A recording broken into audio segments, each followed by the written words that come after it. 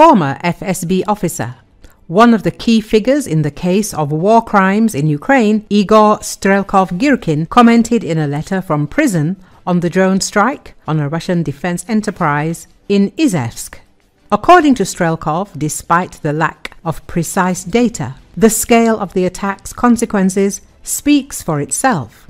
Judging even by the official media reports about 6 wounded and evacuated to Moscow by Emergencies Ministry planes, they apparently got there well, complained the Z-patriot. He paid special attention to the origin of the drone, which, according to him, allegedly could not have been launched from the territory of Ukraine. He is sure that the UAV was launched either from the territory of the Russian Federation or from Kazakhstan. In both cases, he concludes that an additional threat has emerged within the Russian Federation itself. If UAVs are launched from Kazakhstan, this means that we are effectively creating a new front, he emphasized. Strelkov notes that although this front is not offensive in nature, Russian air defense forces will be forced to hold it. If the attack was carried out from the territory of the Russian Federation itself, then, according to Strelkov, this is another failure of the special services. The Russian Federation has been waging a full-scale war for 4 years now, and the level of counteraction to sabotage within the country remains extremely low. He also expressed confidence that attacks on Russian territory would only intensify. They will bomb us more and more often, more and more massively, wrote the Z-patriot. In conclusion, the former leader of the so-called DPR noted that his gloomy predictions, as a rule, come true. Recall the Russian manufacturer of air defense systems and drones, the Izhevsk plant, Kupol, stopped work after strikes by Ukrainian kamikaze drones on July the 1st. According to sources from the Russian telegram channel Astra, the strike damaged 4 production workshops of the enterprise. According to the channel sources, the drone production facility in building number 1 was damaged as a result of the 2 drones. Another Ukrainian drone exploded in the window of a shop number 106 and another hit the roof of shop number 110. As a result of a long-lasting fire, the roof of the production facility, with an area of 1,300 square kilometers, collapsed inside the building. It is noted that the target of the strikes were workshops where metalworking, microcircuit production and drone production were carried out. Astra emphasizes that the production of microcircuits for drones at the enterprise continued in 3 shifts. After the Ukrainian drone strikes, this work was suspended.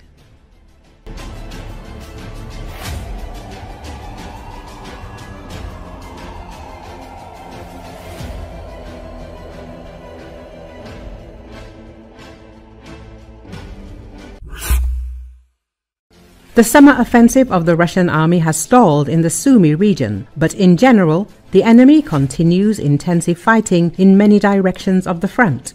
This was stated by the representative of the Operational Strategic Group of Troops, Khortytsa, Viktor Tregubov, on the air of the telethon, commenting on publications in foreign media that the Russian summer offensive had fizzled out. Tregubov said that this could concern the Sumy region. They prepared for a long time there, but it all turned out to be a dud, he emphasized. At the same time, he noted that it cannot be said that the enemy's summer campaign has stalled in the area of responsibility of the Khortytsia Joint Force. According to him, in particular, in the Pokrovsky direction, intensive military actions continue. The enemy has not lost the ability to continue them, and 50 or more military actions occur daily. The enemy has crossed the Pokrovsk-Konstantinovka highway and is trying to advance north. This means that the Russians will either go to Konstantinovka or they can attack the Pokrovsk-Mirnograd agglomeration from the eastern direction, or do it simultaneously, Tregubov predicted. According to him, it cannot be said that Russians are actively moving towards the agglomeration, but the situation is threatening. They need to be pushed back and their attacking capabilities reduced by all available means, he emphasized. According to him, the enemy is also trying to advance south of the city of Pokrovsk towards the administrative border of the Dnipropetrovsk region. Tregobov noted that there are 110,000 Russians operating in the Pokrovsk direction alone, and that is really a lot. So it is unlikely that there will be reinforcements there because they have already thrown everything they have into battle. The Washington Post said recently that the Russian army faces numerous problems that make significant gains on the front in Ukraine impossible. Without additional mobilization and assistance from North Korea, the occupiers are unlikely to be able to make large-scale advances. This is reported by independent military analyst Ivan Matveyev, who predicts that Russia's summer offensive will not lead to breakthroughs. He attributes this to poor intelligence, a lack of resources, corruption, logistical failures, and the Kremlin's underprepared army. Mass assaults are the only strategy that allows the Russian army to at least slowly advance. The occupation forces have many soldiers, but their training is negligible, notes Ivan Matveyev. Because of this, low morale, desertion, drunkenness, and drug addiction are observed among the personnel. The most acute problem remains the shortage of manpower. Military bloggers claim that the recruits are mostly alcoholics, drug addicts, and people in poor health who have long been unfit for service.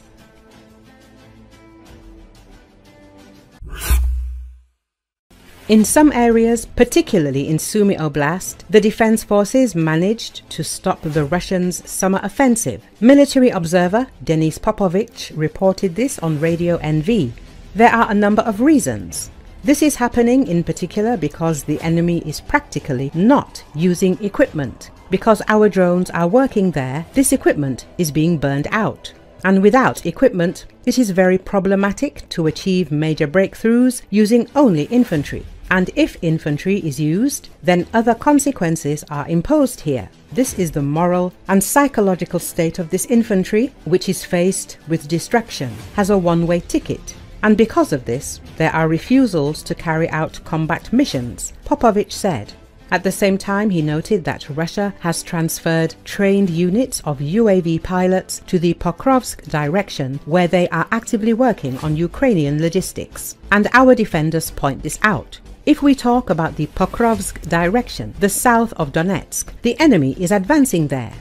That he is not achieving his goals is certain, and it is unlikely that he will achieve them. I have very big doubts that the enemy will be able to capture Pokrovsk and Konstantinovka before autumn, Popovich added. Ukrainian Center for Security and Cooperation, Dmytro Zmylo, says that according to various estimates, there are currently about 50,000 occupiers in the Sumy direction. Official sources spoke of about 67,000 enemy soldiers. In general, we are talking about the enemy grouping north, which consists mainly of 3 Russian military districts, namely the Kaliningrad, Leningrad and the Moscow military districts. And they hold a section of the front, imagine from the north of Sumy region plus the border of Chernihiv region, then the remains of our Kursk bridgehead where they are trying to push us out, Tetkino, and to the north of Kharkiv region in the area of Vovchansk, Liptsy. Our plan here is very simple. To stretch the occupiers along the borders as much as possible, not to let them accumulate in one place. This is why we are still hitting their logistics. In particular, they are constantly flying along their most important logistics artery, the Kursk-Logov-Rilsk highway, which enters the territory of Sumy region through Yunakovka, the expert explained. Zmylo added that now the Ukrainian defenders are also in the remnants of their bridgehead, so our attacks are being carried out in the Tetkino area, where some of the Russians have been encircled. Because of this, the occupation forces are constrained and the Russians cannot maintain such a pace. This is the first thing, he noted.